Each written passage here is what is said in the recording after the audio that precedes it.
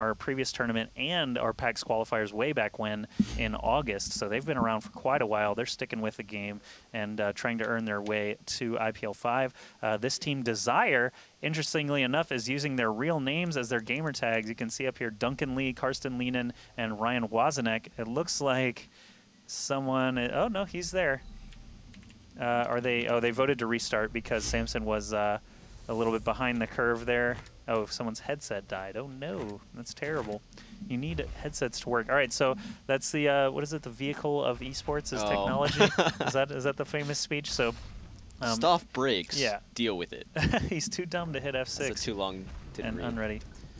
All right, we'll give it a couple minutes at most. Grab some earbuds or something. Okay, so we're just going to watch the warm-up here for a second. This is the, you guys are masters of excuses. Wow, they've already got some trash talk going on. The Desire guys, brand new to this qualifier, they did not actually play in the first North American qualifier, so I'm very curious to see how they'll do. They did receive a walkover in the first round of this tournament to face up against Alpha Males, who was seeded, I believe, number 3 or 4, thanks to their semifinal appearance in our last qualifier, but yeah, I guess we're just going to give it a minute for Bruce's headset to get situated. For the time being, though, you can check out IGN.com/IPL5 for more information about that tournament. You can also check out IGN.com/IPL. There's a sign-up qualifier button that's on the right side of every single page on IGN.com/IPL. So if you do go grab the game today and grab 2 of your friends to do the same, you can make your own elite team. There are still 2 more North American qualifiers next week and the week after that. We'll know our final qualified team on November 9th. That's going to be the last day of the last North American qualifier. Someone says, what was your team name / alias in UT2K4? I actually, I went by the handle Linus back then, Linus, which is kind of weird. But that's almost what it like was. Linux. Yeah, the person that invented Linux. Kind of like that. Linus Torvalds invented Linux. But I was named after the kid with his blanket. Oh, yeah, okay. the Peanuts character. Very similar. Yeah, I mean, they're basically the same guy.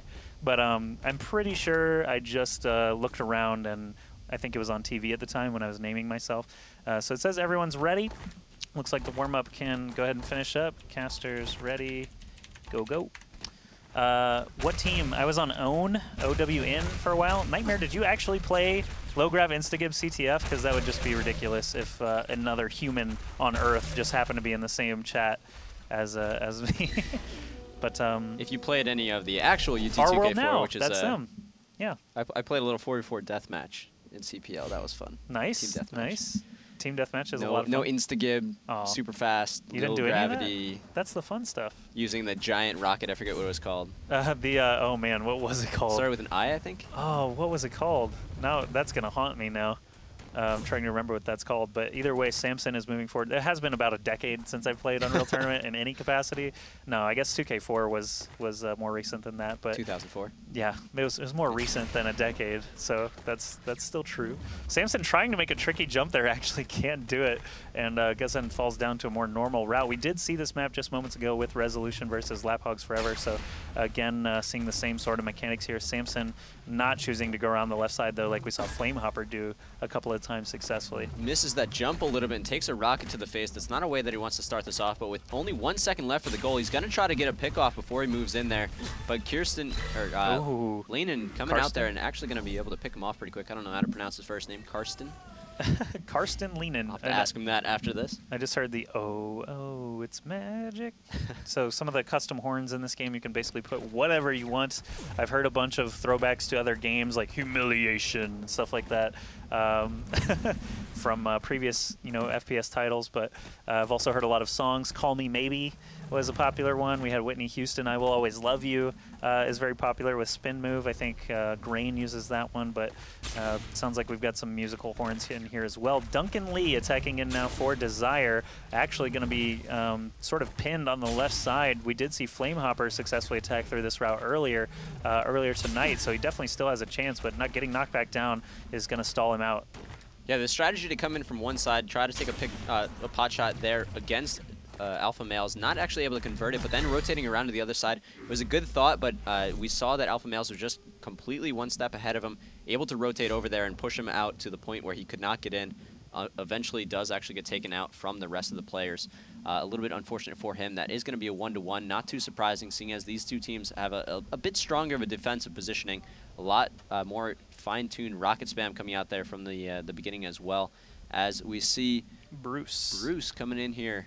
He backs off slightly to kind of figure out where the positioning of Desire actually is before moving in there. He wants to know where all three players are, so he knows what sort of attack path is the most safe for him to go in, and he does actually come on the side here trying to go for the spawn, but he takes a rocket as he goes through. Fortunately, it was only one of those two were actually coming towards him, trying to get away so they can try to get a shot there, and he does pick off one, but it costs him a hit. Not a good trade for the moment. If he can get the second one, though, that will be very, very advantageous for him. 1 second left. The goal is now available. He's going to try to go for it. He can only take one hit, though. That's going to be a very dangerous situation.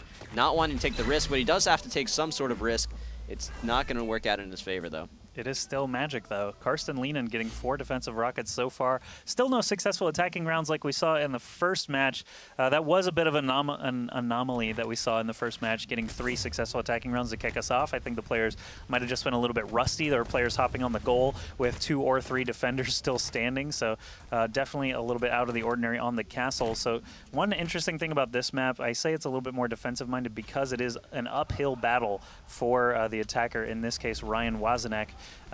Essentially, all the defenders can sit up here and only have part of their bodies exposed, but the attacker is going to be fully exposed almost all the time. He's going to have to use these columns to his advantage to try and stay hidden, but that's really all he's got. The defenders can spam rockets downward the entire match and sometimes get lucky that way.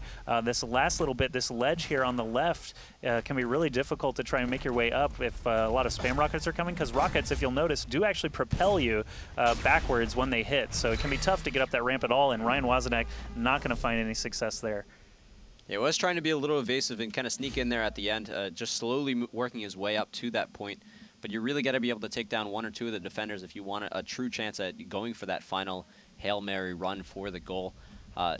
Something that there's a lot of pressure for him to try to get there, but it is a 2-2 situation, so it's more that the attacker, if he can get a successful run, is going to feel really good, and his team's going to be really happy for him. But if he doesn't make it, it's not a whole lot of pressure. They just got to move on to the defense. In a 3v1 situation, they do have the slight advantage, especially on this map. Wow, check this out. Fiend jumping up the pad very quickly. That's a nice change of pace, getting up in their faces, not allowing them to sort of, you know, pigeonhole him into a certain area of the map. Rushing up and getting that first defender kill is a huge benefit for Fiend starting out on this attacking round. Oh, couldn't he? I think he could have possibly avoided that, but a little bit unlucky at the same time. Ryan Wazenek being posted a little bit farther forward. He's still going to need 1 more defender picked off if he's got any hope here. Just trying to use some of his stamina to get up to the ledge as quickly as possible. Nice. He's going to be able to get a beautiful shot there, and that's going to be the goal captured as well. The first attacking round going into Alpha Male's favor. Fiend doing a great job of finishing that off and using his trademark taunt there at the end. Yeah, using the horn again. So that's one thing about Shootmania that's pretty cool. You can customize pretty much anything.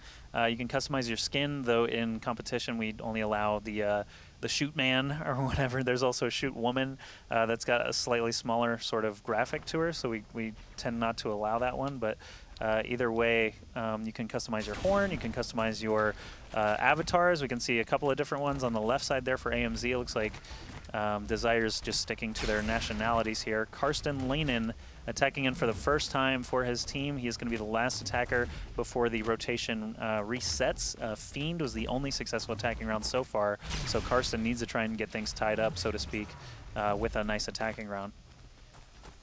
He's going to try to get in here. Hasn't taken out anyone quite yet. The goal can be captured, however, so he's going to try to move in here. Takes 1 rocket, trades it for a kill, taking another one, and oh, there's the third one, taking down Lehnen from Canada right before the buzzer. Okay, so Samson attacking in now for Alpha Males. They're already up 1 attacking round, so he's in a pretty comfortable spot attacking in. This is not a do-or-die situation, but if he can successfully get this attack round, it'll basically cement the map for Alpha Males, and they can move into Game 2 with a nice advantage. Again, this is a single elimination best-of-3 match, so if Desire can't make something happen soon, Alpha Males will just you know, get past them into the round of 8 on Wednesday's matches. Tonight we're only doing the round of 32 and the round of 16. Great shot there from Samson. Actually, very wide open shot. Ryan Wazanek sort of in a place maybe he shouldn't have been, maybe just betting that Samson would miss a shot and then have the great opportunity to rush him down. Samson trading 1 armor for 1 defender puts him in a really good spot though, as only Duncan Lee remains for Desire. One-on-one showdown, but Samson has 2 armor left. Ooh, gets pushed off the point. He has a chance. Oh, he just takes the shot instead and wins the round there for Alpha Males, setting them up 5-2. Fiend is sort of the superstar so far with all those defensive rockets. You can hear, oh, it's magic every time he does decently well. And Duncan Lee is the last chance here for Desire. We'll just leave it on his vision the whole way through here. As we see Alpha Males get a little bit warmed up, where their attack paths are getting a little bit quicker, and they're actually able to hit a little bit more of their shots as well. We're going to have to see if Desire is able to do it. If Duncan Lee loses this round, it's going to be over, so it's a lot of pressure on him. But if he can make it so that he can switch that momentum up into his team's favor, it'll be very, very good. He's just going to go straight for the behind the goal, just trying to pick off someone. It is a 1-for-1 trade, not too bad in the situation, but he's going to need to pick off one more before that goal becomes a realistic objective for him to go for. Just trying to see if he can get a peek shot there without taking too much rocket spam. Moves up in a good position. Nice. Oh, beautiful shot before he fades away slightly, but it doesn't matter. He does take 2 rockets right at the end. Terrible finish for after a good start, however. Yeah, Fiend just on fire so far today. 8 defensive rockets, 1 successful attacking round, and that's the map for Alpha.